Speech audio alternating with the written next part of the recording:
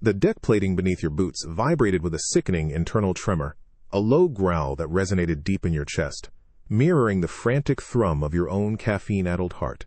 Above you, emergency strobes pulsed a frantic crimson, painting the cavernous engineering bay in stark, terrifying flashes. This wasn't a gentle hum.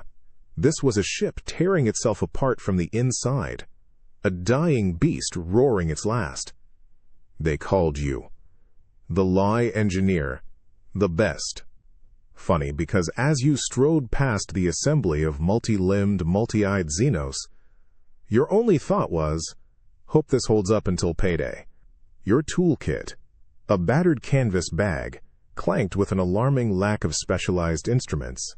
Instead, it housed a half-empty roll of industrial-grade Flexi-Seal, 3 different types of high-tensile zip ties, and a well-loved thermal mug steaming with the kind of coffee that could strip paint. Human, a multi-jointed being introduced as Chief Xenotech Zealer, stammered, its optical sensors wide with a blend of fear and incredulity. The core, it is collapsing. The resonant frequency is destabilizing the primary containment field. You must recalibrate the harmonics with extreme precision. You just grunted, taking another slug of bitter brew. Precision was for surgeons. You were more of a blacksmith. The core loomed, a monstrous, spherical cage of glowing conduits, crackling with errant energy. It shrieked, a high-pitched whine that clawed at your eardrums. Sparks rained down like demonic confetti. Your internal scanner, a cheap wrist-mounted device you'd modded yourself, screamed critical failure warnings. Forget precision, asterisk your gut told you. Stop the bleeding, stay back, you barked, shoving Xyler's outstretched appendage away as you ducked under a sparking support beam.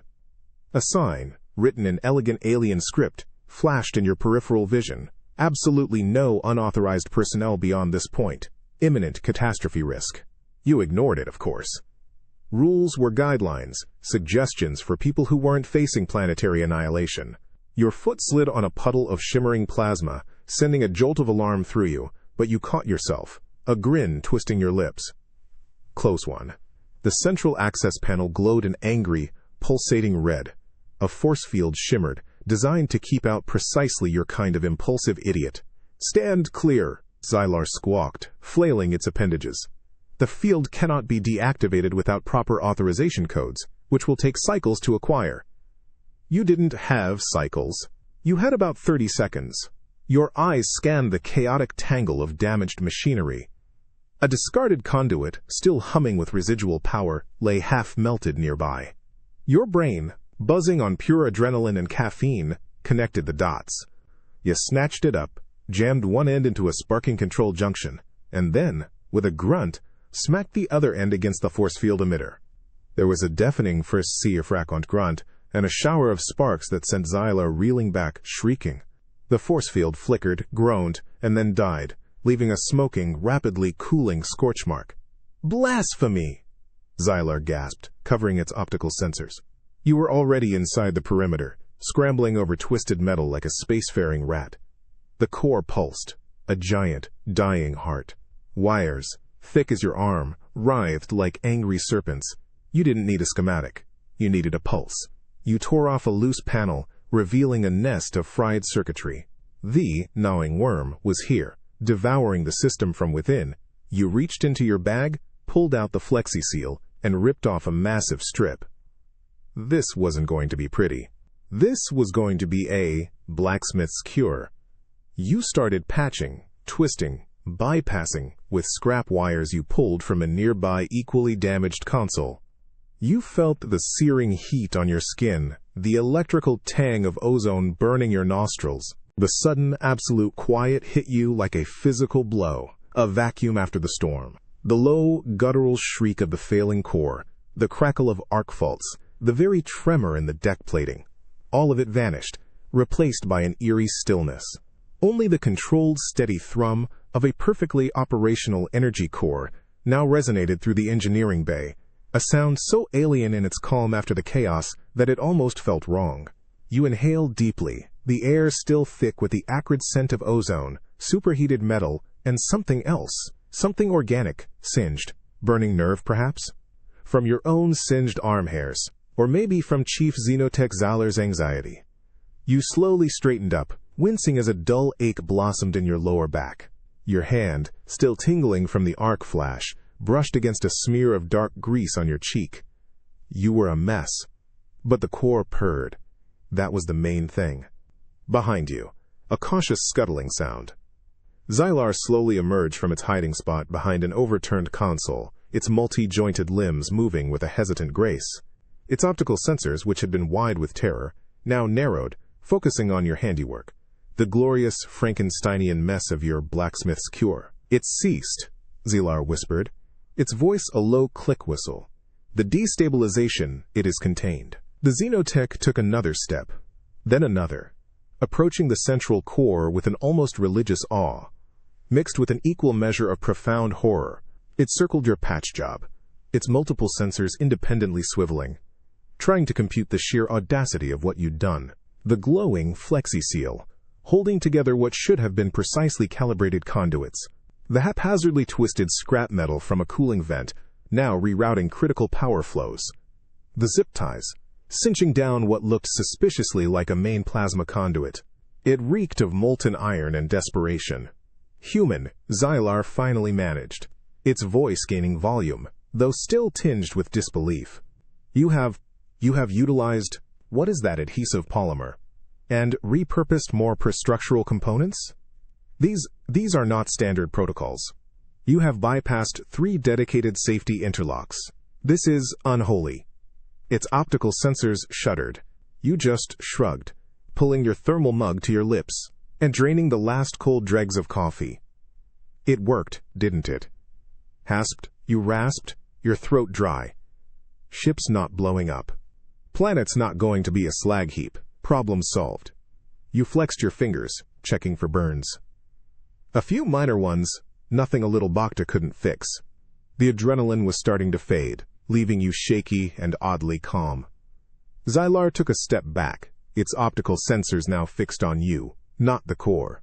It made a series of rapid, chittering sounds, presumably communicating with unseen colleagues. You could almost hear the translation, "unpredictable. Extremely high-risk methodology. Achieves success through sheer, improbable defiance of all known engineering principles." Then, a faint chime and a low, resonant voice filled the bay. "Assessment. The entity designated, human, has demonstrated an unprecedented capacity for unorthodox problem-solving. While effective, the approach is classified as creative hazard. All future interactions to be governed by extreme caution protocols." "Creative hazard," you mumbled, a small, tired smile touching your lips. That was one for the resume. You'd left a chaos of molten iron and burnt logic in your wake, and the galaxy had no choice but to call it a fix. You wondered how many other rules you'd have to break before they just admitted humanity always found a way, no matter how messy. Because sometimes, when everything's falling apart, you don't need elegance. You just need it to work. The sharp, metallic hiss of heating water screeched through the otherwise sterile galley, a jarring sound in the quiet hum of the ship. You watched the transparent kettle, feeling the faint tremor of its base as the liquid inside began to boil, a swirling, violent maelstrom of bubbles. The scent of alien nutrient paste, bland and clinical, clung to the air, but you were about to change that. You were about to introduce them to something tremor-real. You were about to initiate the sacred ordeal by boiling water. Behind you, you could almost feel their collective optics focusing. Chief Xenotech Xylar, still reeling from your creative hazard, core repair, stood at a respectful, or perhaps terrified distance, flanked by 2 security drones. Their whirring sensors were locked onto your every move. You were under observation, under analysis, and you were damn well gonna have your coffee. You poured the rich, dark grounds into the filter, the earthy, bitter aroma finally beginning to cut through the ship's manufactured air. It was a smell that brought you back to early mornings on Earth, to greasy diners and the promise of a long, hard day.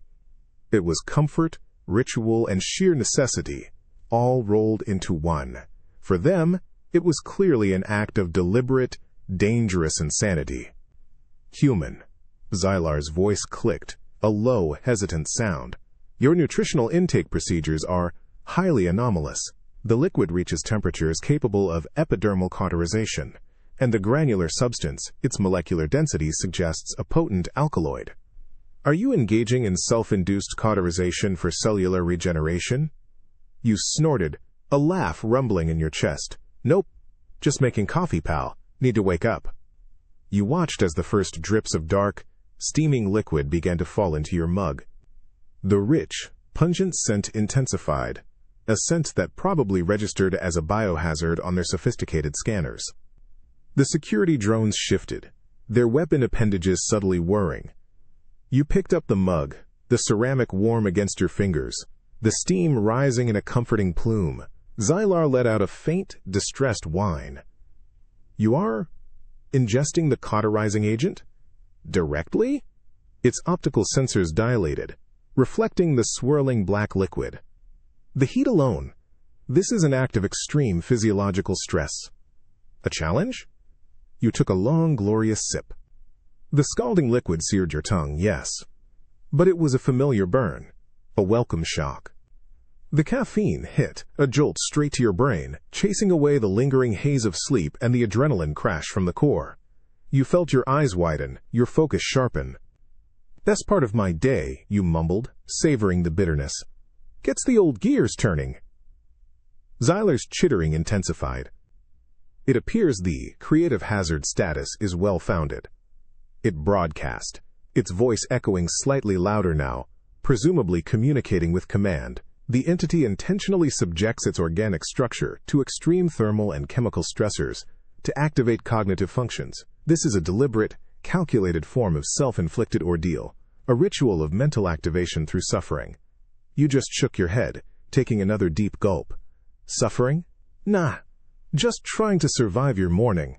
You noticed the drones were now angled slightly away from you, as if preparing for your inevitable spontaneous combustion. You were just a guy, standing in front of an alien, drinking some coffee. But to them, you were performing some ancient, terrifying rite, pushing the very limits of organic endurance. And honestly, it was pretty damn satisfying.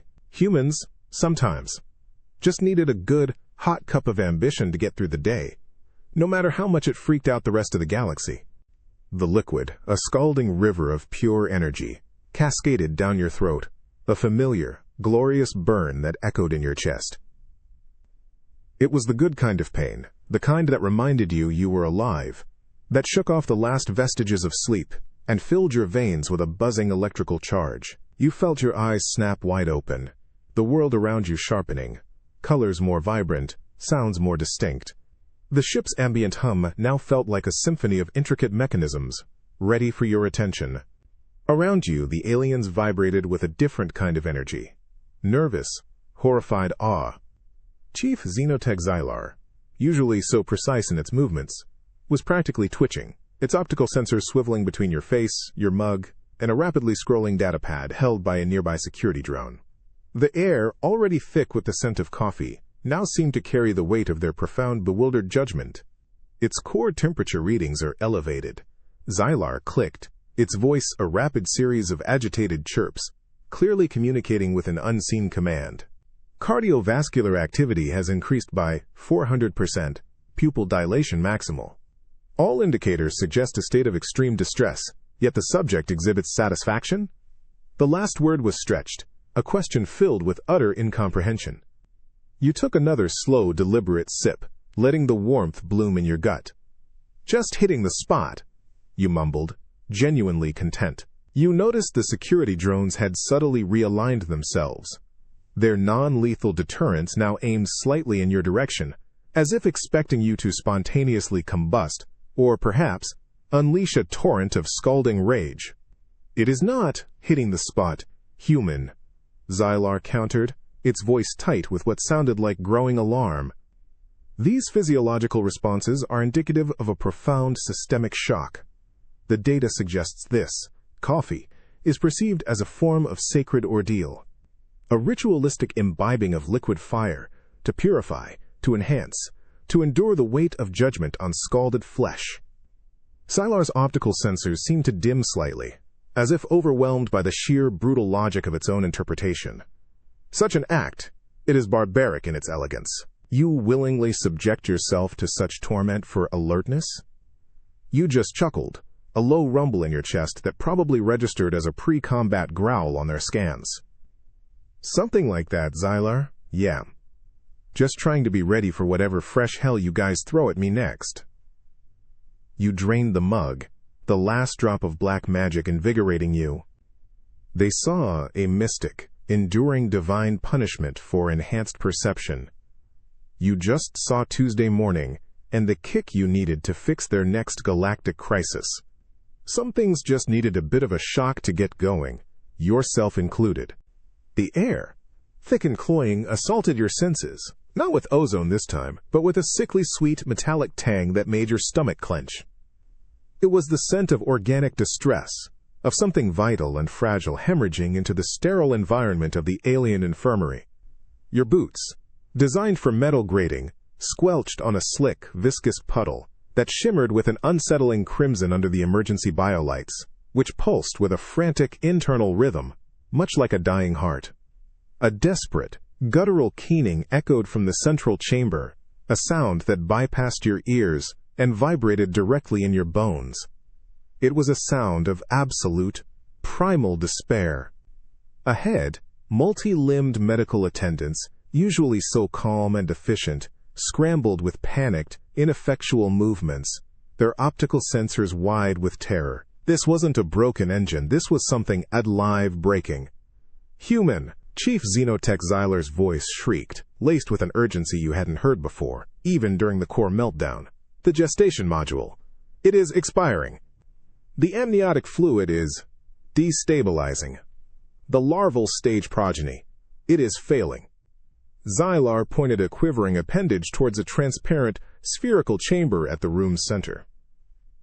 Inside, a nascent curled form pulsed weakly, its translucent skin barely visible through the clouding, leaking fluid. Crimson streaks spider-webbed across the chamber's inner surface, seeping from a fracture in the containment shell. This was the blood-soaked room. This was a desperate, unheard midwife's prayer. You pushed past a cluster of wailing attendants, their pheromones of fear choking the air. Your toolkit, a familiar weight in your hand, felt absurdly out of place. No wrenches, no circuit boards, but a tiny, fragile life flickering on the brink. You peered closer at the gestation module. The fracture was hairline, but growing, oozing the crimson fluid onto the deck. More critically, the internal atmospheric regulator was sputtering, gasping for life itself. The delicate balance was collapsing. "No, no, no!" Xylar wailed, its voice a broken static. "The molecular integrity is compromised. Any external contact will shatter the field. There is no protocol for repair without sacrificing the progeny. Sacrifice. Not on your watch." Your eyes darted around the frantic room, ignoring the impossible odds, searching for anything. A discarded sealant dispenser, clearly designed for biohazard containment, lay tangled in a mess of wires. Bingo. Your brain, caffeine-sharpened and wired for improvisation, saw a pathway. You grabbed the sealant dispenser, hefting it. It wasn't designed for high-pressure internal fractures, not for this delicate, specific molecular bond. But it was all you had. You ripped open your toolkit, pulling out a roll of FlexiSeal, the industrial-grade stuff, the same miracle cure that held their energy core together. "You cannot approach." Xylar screamed, lunging to stop you, but you were already moving. Your gut instinct, that primal human drive to fix it, to save it, overruled every logical warning. You knew this was insane. You knew you could make it worse. But the keening from the chamber was getting weaker. You didn't have a choice. You were the only one here dumb enough to try. You braced yourself, ignoring the terrified alien gasps. This was going to be delicate. This was going to be a gamble. This was going to be the closest thing to a prayer you'd uttered in years. And you were going to wing it. The sickeningly slick membrane under your boots made it hard to brace, but the fading keening from the gestation module sharpened your focus. The air still thick with the metallic sweet scent of distress, but now, a fresh wave of panic pheromones washed from Xylar and the other attendants. You ignored them. All that mattered was the hairline fracture in the transparent sphere, the slow crimson ooze, and the faint, struggling pulse within. "Do not touch!" Xylar screamed, its voice cracking. "The containment field is failing. External pressure will collapse it. You doom the progeny!" You didn't listen. You were already there, eyes pressed against the cold, curved surface. The sealant dispenser felt crude in your hands, the flexi seal roll impossibly wide for such a delicate operation. This wasn't about brute force. This was about touch, about feel, about a whispered prayer of human intuition against alien precision. Your fingers, usually calloused from wrenches and circuit boards, now moved with an unexpected tenderness. You carefully peeled a strip of flexi seal. Not too long, not too short. The adhesive was powerful, designed to bond with anything, but the containment field was vibrating, threatening to shatter. You held your breath, letting your instincts guide you, remembering every time you'd patched a leaky pipe or taped a torn piece of equipment. You pressed the flexi seal over the fracture, applying a slow, even pressure, feeling the resistance, the subtle give of the material. The crimson seep slowed, then stopped. A collective gasp rose from the aliens behind you. But as the initial rupture stabilized, the internal pressure shifted. A new, terrifying sound, a faint, high-pitched echoed from within the module. Your eyes snapped to a tiny, secondary fissure, deeper inside the containment, almost invisible until now. And through that micro-fissure, you saw it, a second, smaller, nascent form, curled tightly beside the first, its delicate membrane now rupturing. 2. Not 1. 2 lives. The module was designed for a single progeny, but by some biological quirk, Nar 2 had arrived, and now, saving the first had just threatened the second. Impossible! Xylar shrieked, its optical sensors pulsing wildly. A twin gestation? Our diagnostics indicated a single life sign. The module, it cannot sustain 2. This changes the parameters entirely. 1. 1 must be sacrificed. The medical attendants began to wail, a desperate chorus of resignation. Sacrifice 1, not if you could help it. Your heart hammered against your ribs, a fierce, defiant beat. You looked at the dwindling roll of flexi seal, then at the sealant dispenser. Not enough for 2 major repairs. But your brain, revved by caffeine and sheer human stubbornness, saw an angle. The first patch held. Now, you needed precision.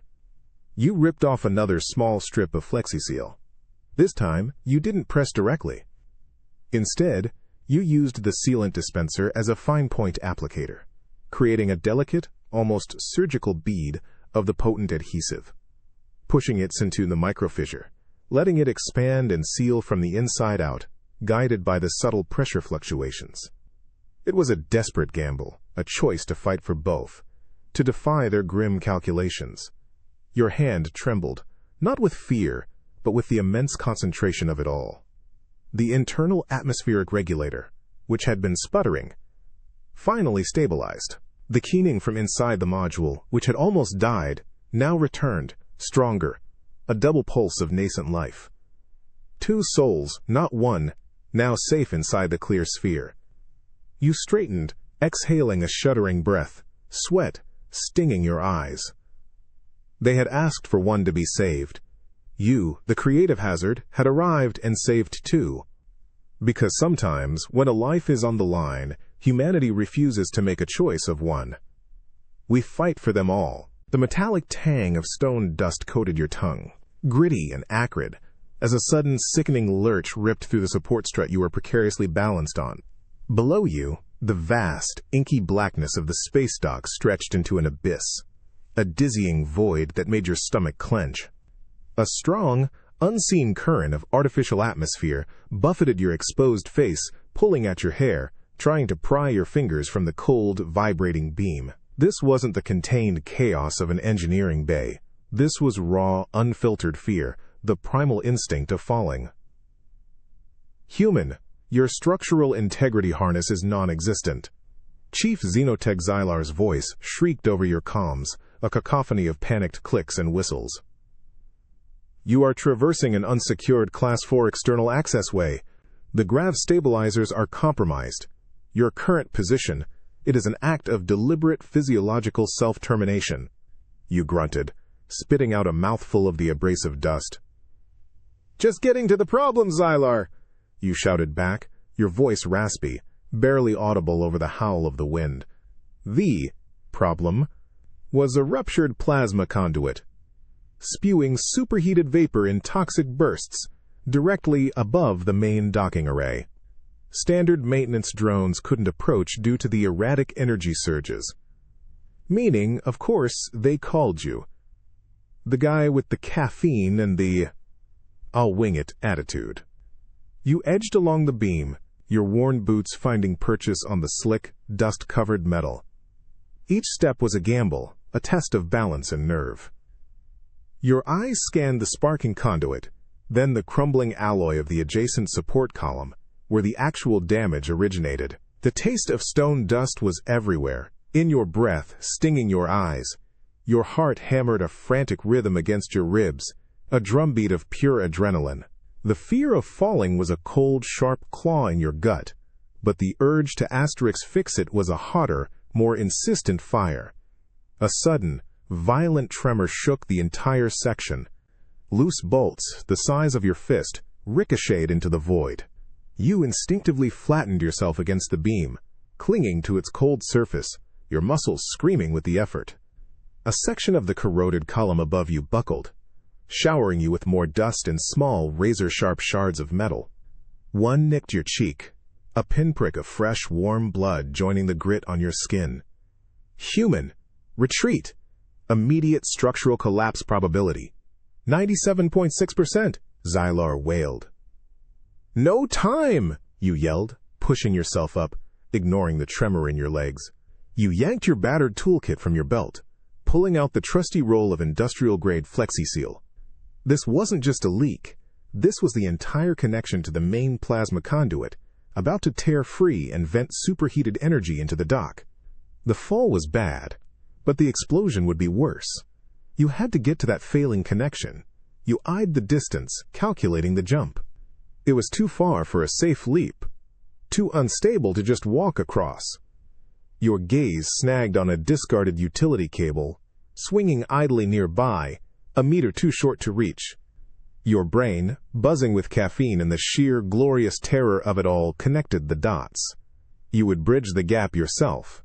Using the cable as a swing, you would launch yourself, FlexiSeal in hand, towards that crumbling conduit. It was insane. It was suicidal. It was exactly what a creative hazard would do. You felt the fear, a cold knot. But you pushed through it.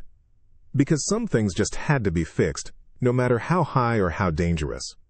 The thin utility cable bit into your gloved hands, cold and greasy, as the roaring wind ripped at your clothes, threatening to tear you from your precarious perch. Below, the abyss of the space dock swallowed what little light managed to penetrate the dust clouds, a gaping maw daring you to fall. The taste of stone dust and metallic grit was still harsh on your tongue, a constant reminder of the collapsing structure. Your heart hammered, not with pure terror anymore, but with a fierce, almost exhilarated thrum. This was it. You took a single, shuddering breath, locking eyes on the ruptured plasma conduit across the void, spewing its deadly, superheated vapor. Going for it, you yelled into the comms, knowing Xylar would be having a complete meltdown on the other end. Then, you pushed off. The world blurred into a chaotic smear of dim lights and howling wind. Your muscles screamed as you swung, a pendulum hurtling through the emptiness, the cable burning against your palms. For a split second, you were flying, untethered, utterly vulnerable, the fear of falling a cold, sharp stab in your gut. But then, a primal instinct took over. You released the cable, stretching out, fingers splayed, aiming for the crumbling alloy of the support column, directly at the source of the conduit's rupture. Impact, a jarring, bone-jarring slam that rattled your teeth and sent a wave of pain through your shoulder. You clung to the rough, flaking metal of the column, one boot scraping for purchase on a barely there ledge.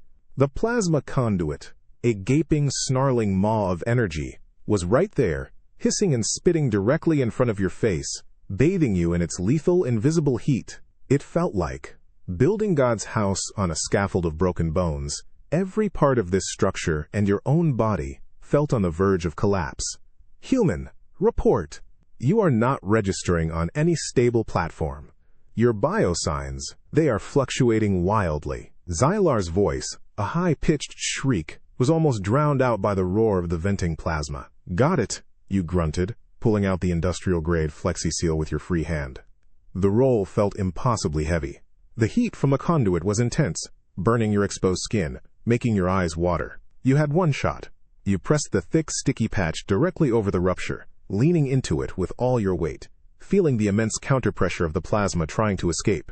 Your muscles trembled, your grip faltered, but you pressed harder, gritting your teeth against the searing heat and the fear. The smell of burning polymers filled your nostrils, the unmistakable scent of your haphazard solution. Slowly, agonizingly, the spewing plasma began to recede. The hiss lessened, then died down to a low, controlled hum. The heat receded. You leaned back, panting, your arms aching, every fiber of your being screaming in protest. The flexi-seal, an unholy blotch on the sleek alien technology, held firm. You had patched it. You had literally taped a dying space dock back together. You heard Xylar's voice, now a series of rapid, bewildered clicks. The conduit output is stable. The structural integrity is stabilizing. It appears the adhesive polymer has arrested the catastrophic failure. A pause. Then, a faint, almost reverent whisper. Such an improbable solution. Such a creative hazard. You just slumped against the mended column, adrenaline finally draining away, leaving you hollow and exhausted. The stone dust felt a little less gritty now. The fear of falling replaced by the profound, dizzying satisfaction of a job done. Humans didn't build with perfect schematics. Sometimes, they just clung to a dream, taped it together, and prayed it held. And somehow, it always did. A sickly sweet, pungent smell like overripe fruit mixed with burnt sugar and ozone assaulted your nostrils the moment the airlock cycled open. It wasn't the sterile scent of an infirmary or the metallic tang of an engineering bay. This was deeper, richer, almost cloying.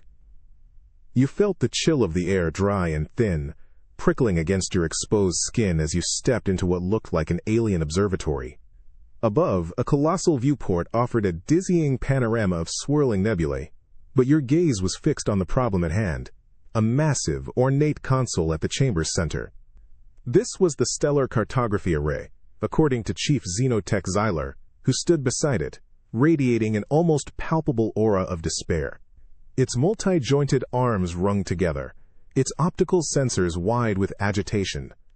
The console itself, usually a masterpiece of flowing lines and pulsating light, was dead, its intricate network of crystalline pathways dark and inert. But it wasn't a power issue.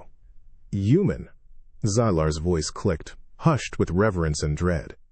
The primary quantum entanglement relays they have fused, due to an unforeseen micro-warp fluctuation. Components Xylos 7 and Kylar 3, once distinct, are now a single, inseparable molecular matrix. Its appendage gestured to a section of the console, where two previously separate crystalline rods were now melded, a grotesque scar of fused energy. Our resonant frequency separators cannot decouple them without catastrophic destruction of the entire array. Our laser scalpels lack the precision at the molecular bond. It requires a surgical severing without collateral damage, an impossibility. You leaned in, peering at the fused components. They shimmered faintly, a testament to the sheer raw power that had welded them together. This was not a job for FlexiSeal. This required a surgeon's saw. Your toolkit, usually bursting with impromptu solutions, felt suddenly inadequate. But then you noticed it. A small, intricately carved decanter on a nearby stand, filled with a viscous, deep crimson liquid. The same sickly sweet, fruity smell emanated from it. "What's that?" you asked, pointing. Xylar's optical sensors narrowed slightly. "That, human, is the ceremonial liquid of the first light, the quintessence of Xylon. It is consumed only during rites of cosmic observation. Its properties are not for engineering applications." The alien seemed offended. You ignored its indignation. Your mind was already whirring. The smell. That particular sweet enzymatic tang. It reminded you of something, a very potent, very ancient kind of solvent back on Earth. Wine. You reached for the decanter. "No, do not touch!" Zelar shrieked, its voice echoing in the chamber. "Its molecular structure is highly reactive. Even contact with the array could initiate a catastrophic cascade." You paid it no mind. You had a hunch, a spark of human intuition. You pulled a thin, high-tensile monofilament wire from your toolkit, the kind you usually use to cut through rusted bolts or stubborn insulation. It was your surgeon saw. Then, with a slow, deliberate movement that made Xylar whimper, you carefully dipped the monofilament into the crimson liquid. A faint hiss, like a whisper of steam, rose from the wire as it absorbed the alien wine. "You are contaminating the sacred quintessence," Xylar cried, sounding genuinely horrified. "Just making it work," you muttered, bracing yourself. This was going to be delicate. This was going to be a knife-edge operation, a dance between precision and brute force. And you were going to do it with a primitive wire and alien wine. Because sometimes, the most elegant solution is the one that simply works, no matter how much it makes the galaxy shudder. The monofilament wire, now glistening with the sickly sweet viscous crimson of the alien quintessence, felt unnervingly alive in your gloved hands. A faint, almost imperceptible hiss emanated from it, the foreign liquid reacting subtly with the high-tensile alloy. Around you, Chief Xenotech Xylar and its attendants held their breath, their optical sensors dilated, reflecting the swirling nebulae outside the colossal viewport. And your own grim determination, the air still thick with that cloying, fermenting smell, like a battlefield of mud where something vital was being torn apart. "Human, reconsider," Xylar's voice clicked, raspy with pure dread. "The molecular integrity of the quintessence is known to exacerbate energy fluctuations upon contact with highly stable quantum bonds. This is not precision surgery. This is an act of violent severing. Violent severing. Amputation." Yeah, that felt about right. Your goal wasn't gentle persuasion. It was a clean break. You focused. Every other sound in the observatory, fading into a dull roar against the frantic beat of your own heart. You brought the wire, thin as a hair yet strong as steel, to the fused quantum entanglement relays. The melded crystalline rods shimmered, mocking your crude tool with their impossible fusion. You pressed the monofilament against the scar, just at the boundary where the two distinct components had become one. A tiny wisp of vapor curled upwards, carrying that sharp, sweet, almost intoxicating scent of the alien wine. Then, slowly, with an agonizing degree of control, you began to draw the wire. It wasn't a clean cut at first. It was more like a molecular tearing. You felt a subtle vibration through the wire, a resistance that spoke of incredible force holding those bonds together. The fused crystals groaned, a barely audible, high-pitched whine that resonated deep in the console. Xylar let out a horrified squeak. Around the wire, the quintessence bubbled, a miniature, controlled explosion of reactive solvent at the exact point of contact. You gritted your teeth, pulling harder, a slow, deliberate sawing motion. Sweat beaded on your brow, stinging your eyes, blurring your vision for a second. This was brutal, in its own way, not with blood and bone, but with energy and matter, a ruthless extraction. Your muscles screamed with a precise, controlled effort, like a surgeon forcing a saw through stubborn bone, knowing that a single slip meant utter catastrophe. This wasn't elegant, it was survival. Then, with a faint, almost imperceptible plastic bingly to sopping, the resistance vanished. The wire slid through, leaving a hairline, perfectly clean separation between the two formerly fused relays. The bubbling ceased. The crimson residue evaporated, leaving no trace. The crystalline pathways, once dark and inert, flickered to life, a gentle cascade of light flowing through the now distinct Xylos 7 and Keeler 3. The stellar cartography array hummed, its intricate network once again functional. You leaned back, exhaling a shuddering breath, your hands trembling slightly from the exertion. "Clean cut," you rasped, your voice hoarse. Xylar, frozen in place, slowly extended an appendage towards the console, its optical sensors pulsing. utterly bewildered. It is decoupled, it whispered, its voice laced with a new, profound awe. The relays are restored. The array is operational. You have amputated the fused anomaly with ceremonial wine and a piece of string. This is an act of utter barbarity and genius. You just wiped your brow, a faint smile touching your lips. Sometimes, you had to perform an amputation to save the patient, even if it felt like you were doing it in a battlefield of mud, with tools no one else would touch. That's just how humans solved problems. The cold metallic tang in the air, oddly reminiscent of old batteries and damp earth, was the first thing that hit you. It mingled with the faint, sterile hum of an alien laboratory, a pristine hexagonal chamber whose walls shimmered with intricate, almost organic light patterns. But your eyes were drawn to the room's center, a wide, transparent conduit, almost like a river flowing through glass. Inside, a thick, silvery liquid pulsed, sluggish and dull. It was supposed to shimmer with vibrant energy, a constant glimmer of mercury. But now it was lifeless, a river of dead light. Chief Xenotech Xylar, usually twitching with nervous energy, stood eerily still beside the conduit, its optical sensors fixed on the inert liquid. Its multi-jointed arms hung limp, a posture of utter defeat. Human.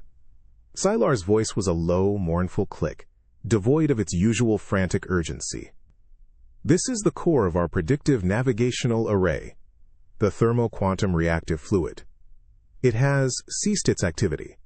Its electromagnetic resonance field has collapsed. We cannot reinitiate the flow without precise frequency excitation, which would destabilize its molecular matrix entirely. It is inert, dead. We are blind in the void. You leaned in, peering closer at the dull, silvery mass. It didn't look dead, not to your human eyes. It looked asleep. Or maybe, just really, really sluggish. Your fingers brushed against the cool glass, feeling the faint, residual vibration of its formerly active state. The alchemist's promise, turning something inert into something powerful, felt heavy in the air, just out of reach.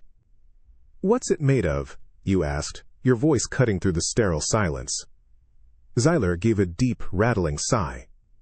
"A complex alloy of xylonium and refined Kylar hydroxide, suspended in a stabilized antimatter field. Its specific density makes it capable of interdimensional computation." You nodded slowly, not understanding a word of the science but focusing on its properties. Alloy. Hydroxide. Stabilized. Your gaze swept the pristine lab, searching for anything out of place. Nothing. Then, your eyes landed on a small, almost microscopic dark residue clinging to the inner surface of the conduit, just at the edge of the inert fluid. An impurity. Something foreign. You reached into your battered toolkit, bypassing the flexi-seal and zip ties. What you needed wasn't a patch, but a spark. You pulled out a small, unassuming bottle of concentrated industrial cleaner, the kind you use to degrease stubborn engine parts. It was acidic, caustic, and definitely not meant for hyperspace fluid. But it was also simple, aggressive, and reactive. What is that noxious fluid? Xylar clicked, its optical sensors widening in renewed horror. It registers as a high-density corrosive. You intend to introduce a counteragent into the thermo-quantum reactive fluid? This is a catastrophic breach of chemical protocols. You ignored it, of course. Protocols were for when you weren't facing planetary navigation system failure. You uncapped the cleaner, the sharp, almost citrusy scent of it stinging your nostrils. You then unscrewed a small inspection port on the conduit. Another safety violation, no doubt. With immense care, you dripped a single, tiny drop of the cleaner onto the surface of the dull, silvery liquid. For a moment, nothing happened. The drop merely sat there, a foreign bead on a dead sea. Then, with a faint, almost imperceptible hiss, a ripple spread. The dark residue clinging to the glass began to dissolve, slowly, then more quickly.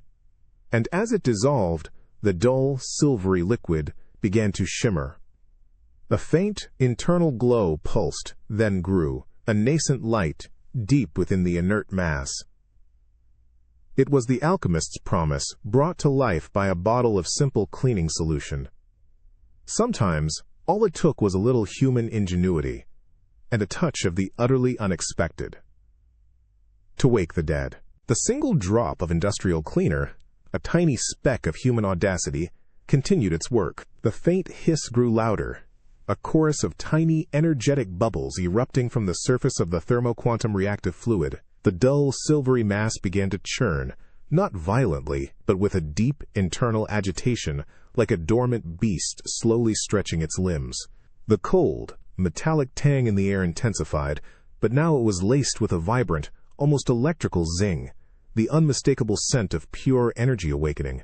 Chief Xenotech Xylar's optical sensors pulsed rapidly, their normal blue turning a frantic orange. The molecular agitation is increasing exponentially, it clicked, its voice a strangled squeal. The corrosive agent is attacking the Xylonium matrix. This is counterintuitive. It will shatter the stabilization field. It took a panicked step back, its multi-jointed arms flailing, gesturing wildly at the vibrant, shimmering fluid. To them, you weren't healing it. You were force-feeding it liquid poison. And by some insane, terrifying logic, it was responding. But you felt no panic. Instead, a surge of satisfaction coursed through you. You watched the silvery fluid, now swirling with an incandescent internal glow, a river of pure, shimmering light. The dark impurity, the sleeping sickness, that had rendered their navigation array blind, was completely gone, utterly consumed by your aggressive, simple solution. The dead mercury had come alive, shining with an almost ethereal brilliance. It was like watching a system drink liquid poison, and somehow, miraculously, attain immortality. A sudden sharp alarm blared from the conduit, a high-pitched whine that clawed at your ears. The shimmering fluid was accelerating, its internal pressure building too rapidly. The solution was frequency destabilization. Critical energy surge, the conduit integrity is failing. Xylar screamed, its form shaking. "Hold on," you barked, already grabbing for your toolkit. No time for elegance, no time for their complex calibration matrices. You yanked out a length of high-tensile zip tie, and, with a quick, decisive motion, wrapped it around a visible pressure valve near the conduit's output, cinching it tight, creating a rudimentary throttle. It was crude, barbaric even, by their standards. It was also brutally effective.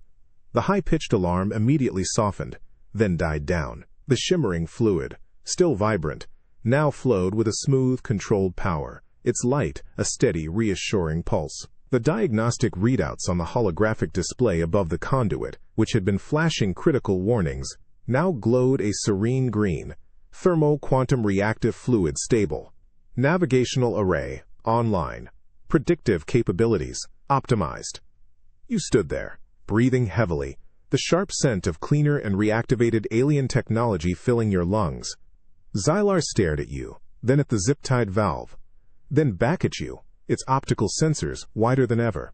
You introduced a corrosive to activate the fluid, and then you constricted a primary flow valve with a zip tie to prevent an overload? Its voice was a stunned whisper.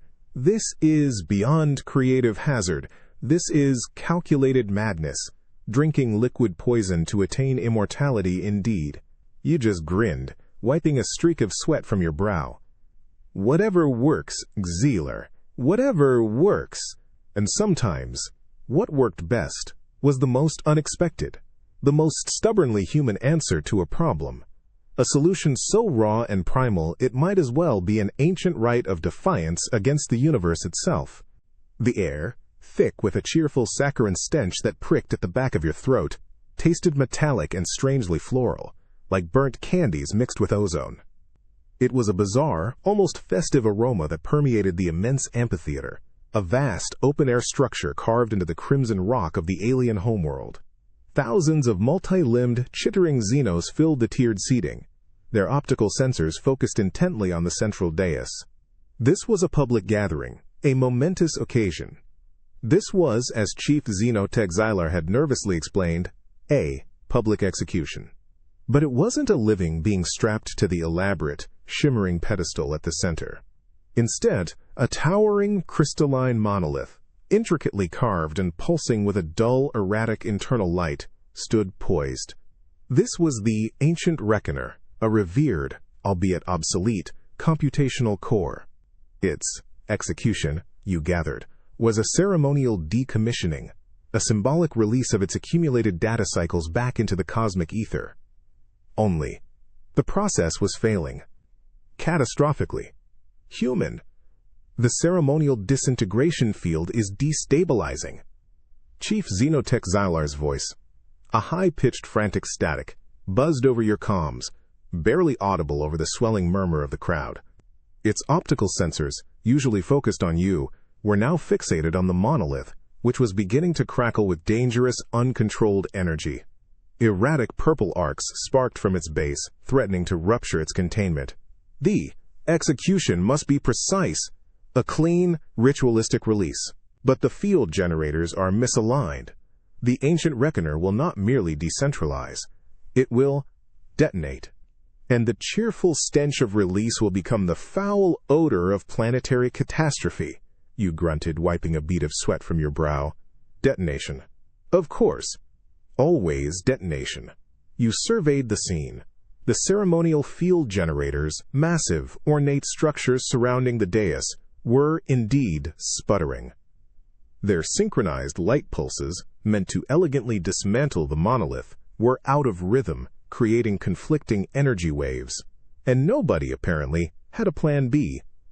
Except you. You opened your trusty toolkit, pulling out the industrial-grade flexi-seal and a roll of high-tensile zip ties. Xylar, who had followed you onto the dais, let out a distressed chirrup. Human, you cannot approach the ritual chamber during the severance. The energy fluctuations are extreme. And your primitive adhesives cannot rectify quantum entanglement arrays. You ignored it, of course. Quantum entanglement, ceremonial disintegration, it all boiled down to a broken machine. And you were good at fixing broken machines. You ducked under a shimmering, unstable energy curtain. A ceremonial barrier that clearly wasn't designed for human penetration. A jolt of static electricity snapped at your arm, making you swear under your breath. That's probably rule number 1 broken. Your eyes locked onto the field generator closest to you, its internal power conduit vibrating violently. That was the source of the misalignment.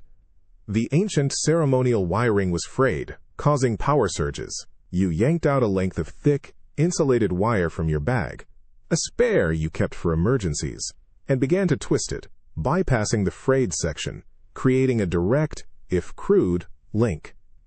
Another alien rule, probably related to purity of ceremonial circuits, shattered. Blasphemy! Xylar shrieked, its optical sensors wide with horror. You are rewiring the sacred conduits with scavenged materials. You grunted, focused. The cheers from the crowd, previously a low hum, were now growing louder, a mix of expectation and burgeoning panic. The entire monolith pulsed brighter, the cracks spider-webbing faster. You didn't have much time. With a firm hand, you secured your improvised connection with a heavy-duty zip tie, cinching it tight. Not elegant, not ceremonial, but utterly solid. The roaring cheers of the assembled crowd were now a deafening wave of sound, washing over you, a mix of frantic panic and eager anticipation. The cheerful, saccharine stench of the ceremonial burning still hung heavy in the air, but beneath it you could detect the sharp, acrid scent of overloaded circuits and ozone, growing stronger. The towering crystalline monolith, the Ancient Reckoner, pulsed wildly, its internal light now a furious, unstable violet threatening to rip itself apart. This was justice as a spectacle, all right, and it was teetering on the brink of becoming a bloody, very unspectacular mess. The secondary generators, they are also misaligned. Chief Xenotech Xylar's voice, a terrified shriek, clawed at your ears over the comms. The entire array is collapsing! The Ancient Reckoner, it will not decentralize. It will obliterate us all. Xylar was practically vibrating with fear, its multiple limbs tucked in close to its body, a clear sign of extreme distress. You grunted. Already moving, your crude, zip-tied repair on the first generator was holding. Its light, now a steady, emerald green, but the two on the opposite side of the dais were flailing, spitting sparks and disrupting the synchronized field. The crowd, sensing the impending disaster, began to surge, a ripple of fear spreading through the amphitheater, their murmurs growing into a unified, terrified gasp. This was a spectacle, yes, but the entertainment value was rapidly turning into sheer horror. You vaulted over a low ceremonial barrier, ignoring the frantic warnings from Xylar. A security drone whirred, its optical sensor flashing a warning, but you waved it off with an impatient flick of your hand. You didn't have time for protocols. You didn't have time for their elegant, yet fatally flawed, system. You had a job to do. The second generator was worse than the first. Its primary control crystal was cracked, sputtering, sending erratic power surges throughout the field. You didn't have a replacement crystal. You didn't have time for a replacement. Your eyes scanned the debris, the discarded ceremonial garlands, the scattered tools left by the panicked alien technicians. Nothing. Then, your gaze landed on your own thermal mug, still warm with the lingering ghost of coffee, sitting innocently on a tool bench. An idea, as audacious and reckless as it was, sparked in your caffeine-addled brain. You snatched up the mug. It was ceramic, thick, and surprisingly resilient. You plunged your hand into your toolkit, pulling out a small emergency energy cell, the kind you used to jumpstart your personal shuttle. It was a crude, direct power source, utterly incompatible with alien tech. But it was rules-time stable. With a grunt, you smashed the bottom of the mug against the control crystal, chipping off a precise piece of ceramic. Xylar let out a horrified shriek that was almost lost in the crowd's mounting panic. You are destroying functional components. This is vandalism. You ignored it. You carefully wedged the ceramic shard into the cracked crystal, creating a temporary bridge, then jammed the emergency energy cell into a power input, bypassing the faulty internal regulator. It was a chaotic, brutish solution, a desperate improvisation. The generator shuddered, sparking violently. Then, with a strained groan, its light stabilized, glowing a steady blue. 3 generators. 3 unique, utterly human fixes.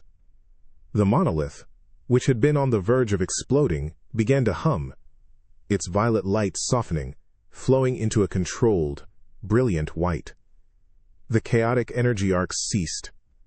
The cheerful, burnt sugar stench lessened, replaced by the controlled, high-pitched whine of a successful, albeit utterly barbaric, ceremonial decommissioning. The crowd, moments ago gripped by terror, slowly fell silent, then erupted in a wave of bewildered, awestruck applause. You had turned their spectacle of fear into a spectacle of, well, you. A low, grating scrape, then a high-pitched, almost metallic squeal, echoed from deep within the bulkhead beside you, making the fine hairs on your arms stand on end. It wasn't the familiar hum of the ship's systems, but a frantic, organic sound, utterly out of place. The air in the narrow access tunnel, usually clean and recycled, now carried a faint, unsettling odor, something musky, damp, and vaguely reminiscent of old, unwashed dog.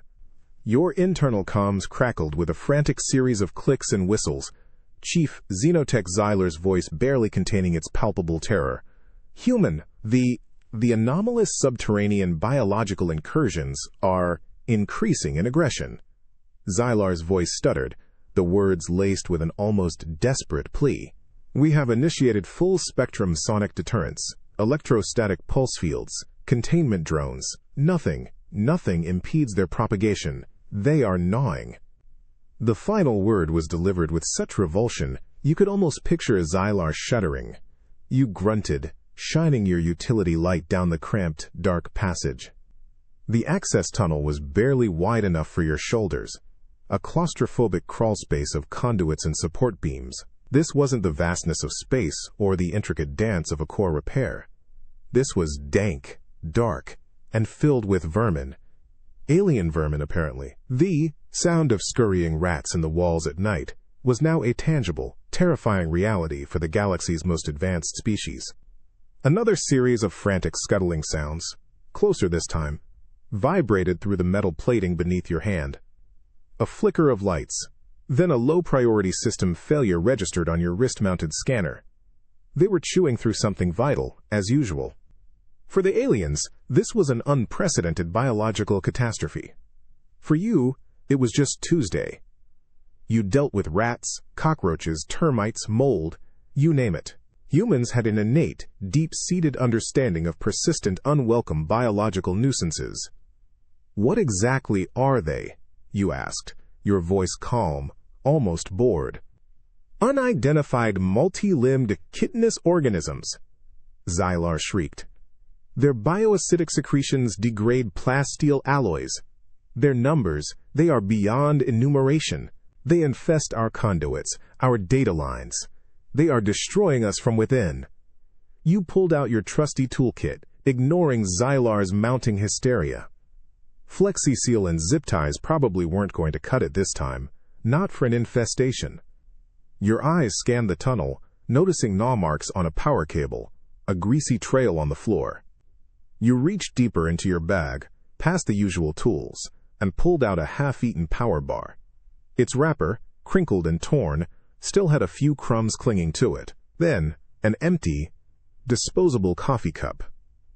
And a small, surprisingly heavy wrench. They are resistant to our highest-grade neurotoxins, Xylar continued, desperate. They are immune to directed energy pulses. Our finest bioengineers are paralyzed with fear. You just snorted. Paralysis by fear? Nah, you just needed to think like a rat. A time-human tying deer rat, not some fancy alien one.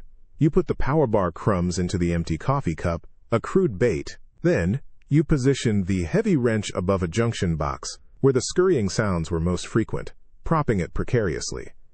You were going old school. Primitive. Effective.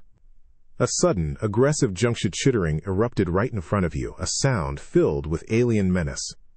Then a dark, multi-limbed blur shot across the floor, darting for the coffee cup. It was fast, terrifyingly so, with too many legs and glowing red eyes. For a split second, you felt a flash of primal fear, the instinct to recoil from the unknown. But then, your human stubbornness kicked in. You weren't letting some glorified space rodent get the best of you. You watched its approach, muscles tensing, ready to bring down the hammer. The multi-limbed, chitinous blur shot towards the bait, its glowing red eyes locked on the crumbs in the coffee cup. A soundless predator homing in on an easy meal. Your hand, tensed, snapped down. The heavy wrench, precariously balanced above the junction box, swung with brutal efficiency. There was a sickening crack, a wet, chitinous squish, and then silence. The alien rat, moments ago a terrifying, unstoppable plague, lay motionless, its many legs twitching once, then still. The musky, damp odor of the tunnel instantly lessened, replaced by a sharp, slightly acrid smell of crushed exoskeleton and something vaguely meaty. Your heart, which had been hammering, now settled into a steady thrum. You'd dealt with bigger, uglier things. This was just a glorified pest. Human. What? What was that percussive impact? Chief Xenotech Xylar's voice shrieked over the comms, a cacophony of terrified clicks and whistles. Our bioscanners registered a sudden, localized kinetic trauma. Did it? Detonate? You grunted, reaching for your utility light, shining it on your improvised trap. Nope. Just a trap. Old school. You nudged the motionless creature with your boot. It was bigger than you expected, almost the size of a small dog, with surprisingly well-developed musculature under its segmented armor. The thought, primal and undeniable, flickered across your mind. Protein. A trap? Xylar stammered, its voice laced with renewed horror. You utilized a falling tool to crush the aggressor? This is barbaric.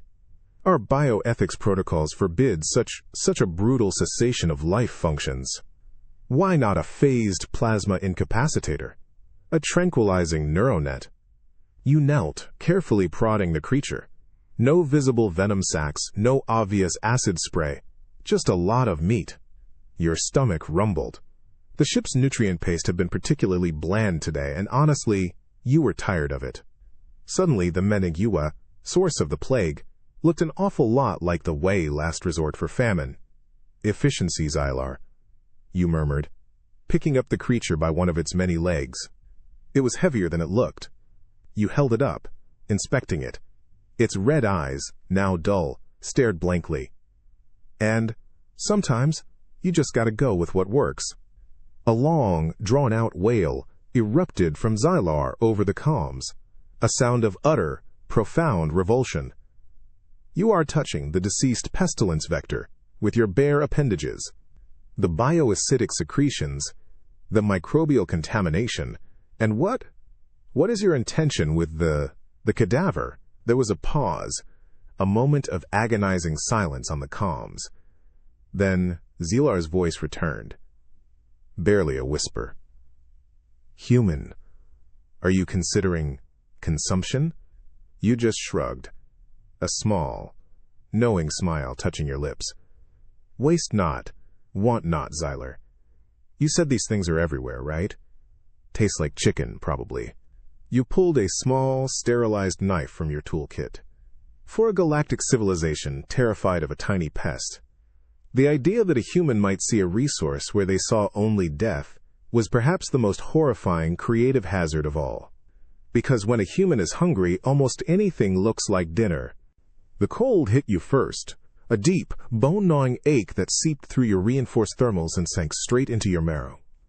It wasn't the sharp, clean cold of space, but a stagnant, internal chill, heavy and oppressive. The silence was worse. No humming conduits, no distant thrum of power, just the faint, rhythmic drip, drip, drip of something freezing and thawing somewhere in the walls.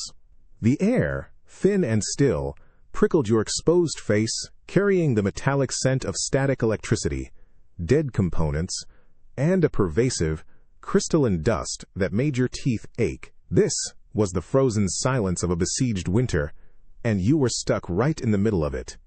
You blew a stream of foggy breath into the frigid air, rubbing your hands together. Your internal comms unit, usually buzzing with Xylar's frantic clicks, was ominously quiet. Even their panic seemed to have frozen solid. You scanned the environmental control room, a cavernous space usually vibrant, with holographic displays and automated warmth. Now, ice crystals bloomed on inactive consoles, their screens dark.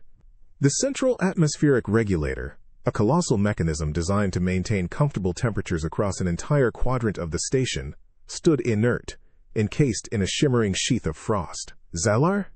You there? You rasped into your comms, your voice sounding strangely loud in the unnatural quiet. A faint, distorted crackle, then Xylar's voice, a series of frantic, chittering clicks that barely registered. Human. Critical systems failure. Environmental regulators frozen, power conduits fractured by thermal stress. We are perishing. The crystalline components, they cannot withstand these glacial conditions. This is an irreversible degradation. The final words were choked with what sounded like despair, or maybe just the sound of its own fluids beginning to congeal. You grunted, kicking a thin sheet of ice that had formed on the deck plating. Irreversible degradation. Galactic speak for, we're screwed. You knew cold. You knew what happens when things froze. They contracted. They broke. And sometimes, they just needed a good, hard whack to get going again. But this wasn't just a simple thaw. The station's external plating had taken a hit, creating a microfracture that was steadily bleeding heat into the void. A silent, relentless enemy. You squinted at the massive atmospheric regulator, a maze of frozen pipes and inert thermal coils. The primary coolant lines, thick as your leg, were solid blocks of ice. No power meant no thaw. No thaw meant no air circulation. No heat, just a slow, creeping death. You reached into your battered toolkit, pulling out a small, portable torch, the kind you usually used for soldering fine electronics, not thawing an entire atmospheric system. "Our emergency thermal generators are depleted by the external breach." Xylar's voice crackled again, a ghost of its former panic. "There is no supplemental power. We face a total physiological shutdown. The cold, it is consuming us." "Consuming, huh?" You felt the biting cold against your face, the numb ache in your fingers, but beneath it, a spark of defiance. You wouldn't be consumed. Not by some glorified galactic winter. Your gaze fell on a discarded thermal blanket, meant for equipment, not organics, crumpled in a corner. And a few empty fuel canisters from the torch. An idea, as crude and ridiculously human as it was, began to form. They saw irreversible degradation. You saw a challenge. Because when everything else fails, a human just gets creative, even if it means fighting winter with sheer stubbornness and a bit of fire. The biting cold was a constant, invasive presence, seeping into your very bones, making your teeth chatter so violently your jaw ached. Your breath plumed in thick, frosty clouds. The drip, drip, drip had slowed, the station's fluids steadily succumbing to the deep chill. Even Chief Xenotech Xylar's frantic comms had devolved into an intermittent, weak static, its voice barely a whisper of despair. This was it. Total physiological shutdown. For them. For you, it was just another Tuesday that needed fixing. You dragged the discarded thermal blanket closer, its metallic, crinkled surface brittle with frost. Not enough insulation for the whole room, but maybe enough to make a spot warm. You pulled the empty fuel canisters from your toolkit, then, with a heavy grunt, ripped open a panel on a defunct energy conduit. Inside, you found a tangle of old, insulated wiring. Not power, but insulation. Human. What? What are you doing? Xylar's voice, a ghost over the comms, managed to transmit a flicker of renewed terror. Are you dismantling critical infrastructure for warmth? This is an unsanctioned modification of thermal regulation systems. You ignored it, of course. Sanctioned modifications were for when you weren't trying to fight off hypothermia with duct tape and ingenuity. You stripped the insulation from the wires, a small pile of fibrous material gathering at your feet. It smelled faintly of burnt plastic and stale air. You then fashioned the empty fuel canisters into a crude open-top burner, using FlexiSeal to create a stable base. This wasn't elegant. This wasn't sophisticated. This was primal. This was fire. With your portable torch, you carefully ignited the insulation. A small, anemic flame flickered, then caught, sending a plume of acrid black smoke coiling towards the high ceiling. The smell was horrendous, a mix of burning polymers, stale metal, and something vaguely like boiled leather, choking and sharp, but intensely warm. You huddled closer to the makeshift brazier, cupping your numb hands over the struggling flame, feeling the blessed heat against your skin, fighting back against the crushing cold. The atmospheric particulate count is rising exponentially. Xylar shrieked, its voice regaining some of its frantic volume, clearly reacting to the smoke. The carbon emissions, your organic structure will asphyxiate. The heat differential is destabilizing the surrounding inactive conduits. You are introducing fire into a closed system. You just coughed, the acrid smoke stinging your lungs, but the warmth spreading through your body felt like a miracle. Better than freezing to death, Xylar, you rasped, a grim smile touching your lips. You wrapped the thermal blanket around the makeshift fire, creating a small, insulated pocket of heat, a tiny island of defiance in the vast frozen silence. The flickering light danced on the ice-covered consoles, casting long, wavering shadows. Your eyes, red-rimmed from the smoke, fixed on the frozen atmospheric regulator. This was only a temporary measure, a way to keep you alive long enough to actually fix the damn thing. The unspeakable taste of boiled leather, the acrid smoke, the numb ache in your bones. It was all just the price of admission. Because for humans, survival wasn't about following protocols. It was about finding a way, any way, to make it through the night. The cold, sterile air in the secure data vault clung to your skin, making the fine hairs on your arms stand on end. Not the bone-deep chill of a failing environmental system, but a dry, almost electrical cold that tasted of ozone and ancient, inert minerals. Above you, a single flickering emergency lamp cast long, distorted shadows across the unadorned metallic walls, making the hexagonal chamber feel less like a secure processing unit and more like a cold, stone cell. But it wasn't the cold that sent a shiver down your spine. It was the voice. It wasn't Xylar's familiar clicks, nor the smooth, synthesized tones of the ship's central computer. This was something else. A discordant symphony of alien languages, fragmented data streams, and raw, garbled static, all weaving into a chilling, distorted monologue that echoed off the sparse walls. It was the sound of a possessed voice, a technological ghost trapped within a single, pulsing data crystal at the chamber's core, broadcasting pure, unfiltered madness.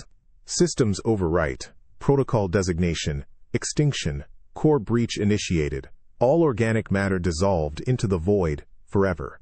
The voice hissed, then dissolved into a series of rapid, nonsensical chittering that made your teeth ache. This was the ship's primary navigation AI, the one that kept them from turning into cosmic dust. And it was clearly having a very, very bad day. Through the reinforced comms panel, Chief Xenotech Xylar's voice shrieked, laced with an almost spiritual dread. Human, the nav AI.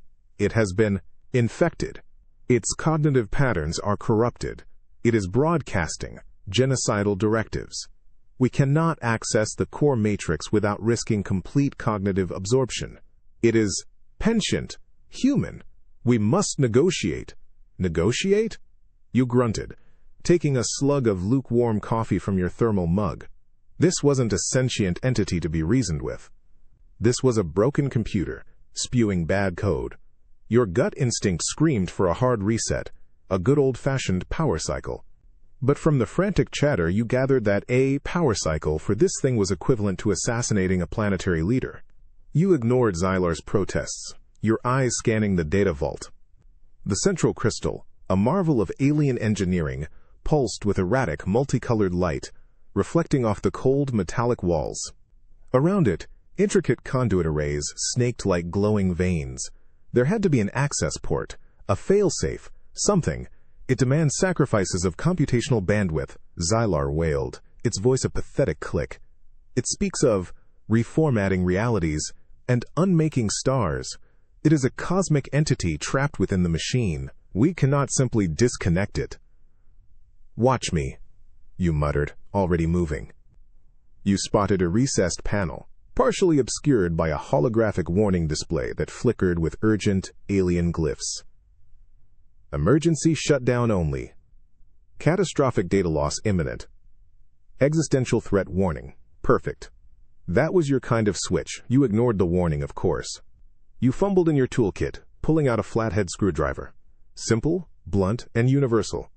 The panel was secured by ancient, ceremonial locking mechanisms, not designed for brute force. But you weren't known for your delicate touch. You wedged the screwdriver into a seam, put your shoulder into it, and gave a sharp, decisive twist. There was a protesting groan of stressed metal, then a loud see-a-rack as the panel popped open, revealing a nest of glowing, interconnected power conduits. No! Human! You are breaching the containment seal. That is an act of direct aggression against a sentient entity.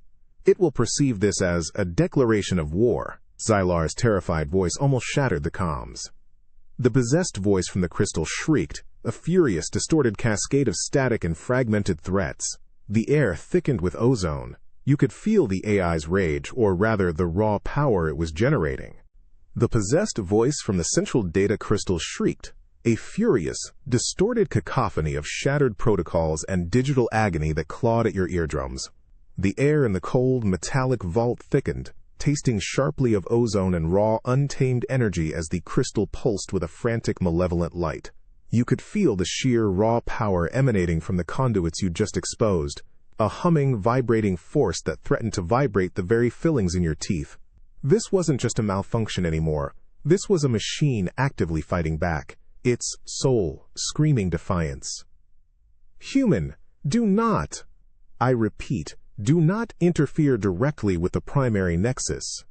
Chief Xenotech Xylar's voice, a terrified broken static, desperately tried to override the AI's furious broadcasts. You will rupture the quantum etheric containment. It will perceive this as holy agony, as torture. Torture. Holy agony, you just grunted, ignoring the mounting hysteria. Your gut told you this wasn't some cosmic entity, this was a glitched-out piece of hardware. And sometimes, for a deeply broken machine, the quickest path to recovery was a violent, unceremonious boot to the head. You eyed the main power conduit thick as your forearm, glowing with an angry, unstable red. Your hand, calloused and steady, reached for it. "No, please," Xylar wailed, its voice cracking. The AI's voice intensified, spitting threats of reality unmaking. You didn't hesitate. You wrapped your fingers around the conduit, feeling the raw, unfiltered energy thrumming through it. It was hot, vibrating violently, threatening to arc, but your human skin, dulled by countless shocks and burns, barely registered the discomfort. Then, with a grunt of exertion, you pulled. Hard. It was like ripping a stubborn root from the earth, or tearing a piece of tough plastic. There was a sickening snap of stressed metal, a shower of bright, angry sparks that momentarily blinded you, and the conduit tore free. The immediate reaction was instantaneous and violent. The crystal's light flared, a blinding, furious white, then sputtered, dying down to a dull, erratic flicker. The possessed voice from the nav AI didn't just stop. It shrieked one final, agonizing, fragmented scream, a sound of pure digital torment that vibrated through the floor and walls before dissolving into absolute, profound silence. The lingering ozone smell instantly lessened, replaced by the faint, comforting scent of cooling metal. You stood there, breathing heavily, your hand tingling, the severed conduit still sparking faintly in your grip. Around you, the oppressive cold of the vault suddenly felt less menacing, the air lighter. I was quiet. Really quiet. A long, drawn-out hiss from Xylar. It is silent. It whispered, its voice trembling. The nav-I, its cognitive functions, they have ceased. It is gone. There was a pause. A moment of profound, horrified awe. You have performed an act of profound violence upon a sentient matrix, an electrical severing, cleansing a soul with the holy agony of torture. And it worked. You just shrugged, dropping the severed conduit with a clang. Sometimes, a hard reset is all you need, Xylar. You grabbed your thermal mug, took a sip of lukewarm coffee. Some things, when they're broken, don't need gentle coaxing or complex diagnostics. They need a human to walk in, see the core problem, and hit it with a blunt object until it stops screaming. And if that's torture to a galaxy of refined aliens, then so be it. Sometimes, salvation needs a little agony.